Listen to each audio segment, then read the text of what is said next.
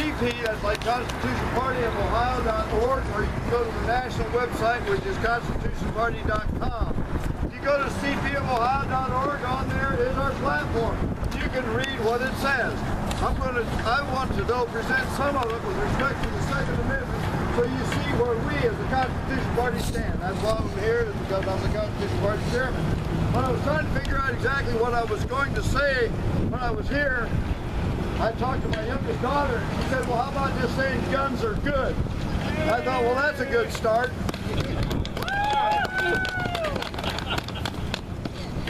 So I kind of, in preparation, it turns out that one of our founding fathers, George Washington, said the very atmosphere of firearms anywhere and everywhere restrains evil interference. They deserve a place of honor with all that's good. So even George Washington believed that guns are good. With respect to the Constitution Party, I'm not a politician, I'm an engineer. So as engineers, you know, we kind of plan things and do things that way rather than getting up. And so I want to, though, give you some of what we say at the Constitution Party. We've worked hard on developing this platform, and I think it's important that you hear what we have to say. These are kind of excerpts along with some You're good, I got just right above you. The Constitution Party of Ohio fully supports the concept of well-trained and highly organized volunteer civilian militias organized at the state level. Further, we fully support and encourage the restoration of unorganized militia at the state, county, and community level in compliance with our patriotic and legal responsibilities as free citizens of these United States. As such, we wholeheartedly endorse the Second Amendment to the Constitution, where the rights of the civilian citizenry to own and bear arms, undefined and indeterminate as to type, number, or capability, shall not be infringed. Yeah. Yeah. George Mason, on this Bill of Rights, the Virginia Declaration of Rights, and I asked, sir, what is the militia? It is the whole people, except for a few politicians. Under gun control, under our platform. By the way, any politician running on the Constitution Party, we will not endorse that politician or allow him to run on the Constitution Party until he has signed a statement of agreement with our platform that he will uphold it and he will resign his office if he doesn't uphold that Constitution for that platform. So if you want to know where a Constitution Party candidate stands with regards to any issue, read the platform. It's there and we hold them to it. That's how we hold their feet to the fire. They can't run and change. They can, but we're going to go confront them and we're going to hold them to their science statement. Anyhow, under gun control, the Second Amendment strictly limits any interference with gun ownership.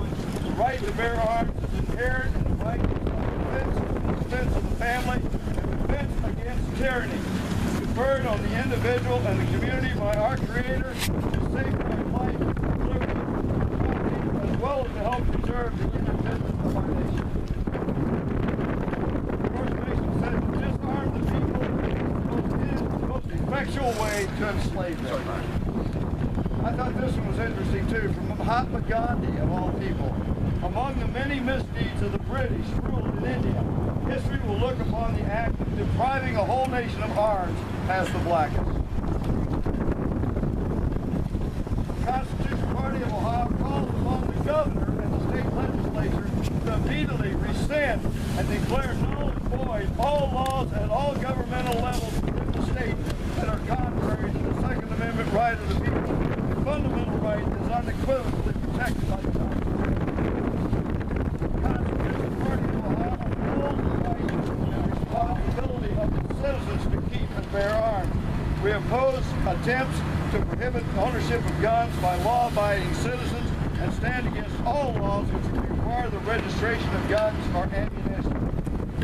As such, we call upon the Governor of Ohio to direct the Ohio Attorney General to declare all federal firearms legislation beginning with the Firearms Act of 1968 as null and void.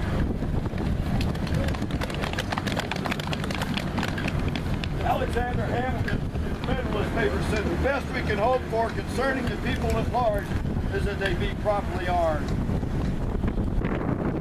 The Constitution Party calls upon the Governor, Attorney General, and the Ohio State Legislature to declare and avoid all presidential executive orders, any future executive orders, and any treaty or ratification which would in any way limit the right to keep and bear arms. Further, we call for the abolition of all CCW laws within the state along with its associated registration. Restore Constitution carries the U.S. citizens residing or otherwise existing within the state. A government jams managed the state government based on the minority not a republic. We are supposed to be a constitutional republic, folks. And he said that could not be safe with a numerical and physical force against it without a standing army, an enslaved press, and a disarmed populace.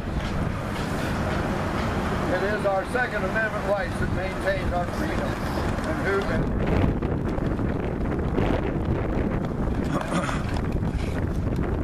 We go on in our platform to state the Fourth Amendment states the right of the people to be secure in their persons, houses, papers, and effects against unreasonable searches and seizures shall not be violated, and no warrants of issuance of probable cause by vote or affirmation. Fifth Amendment further protects property by stating no person shall be deprived of life, liberty, or property without the due process of law. And folks, you know, we have a very situation where Obamacare is setting up to take away your rights as a gun owner by going in the back door through such things and saying, well, if you've ever visited or anybody in your family's ever visited a psychiatrist, you know, they have to report that to the federal, and then they're going to come and make sure that that person never has the opportunity to have access to the weapon. And you know what? I was listening to a very popular radio station here in Ohio. The guy is supposedly, and what he's saying is, yeah, we've got to do something. You know, we want our Second Amendment rights. We got to do something to get the hands out of the criminals.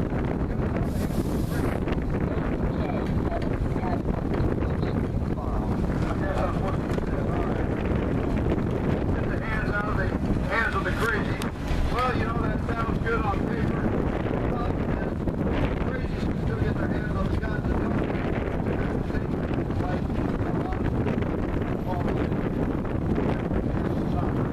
that's what the way that Obama and so forth are going to get in there, making it way by coming forward to the Obamacare law. We have to stop there.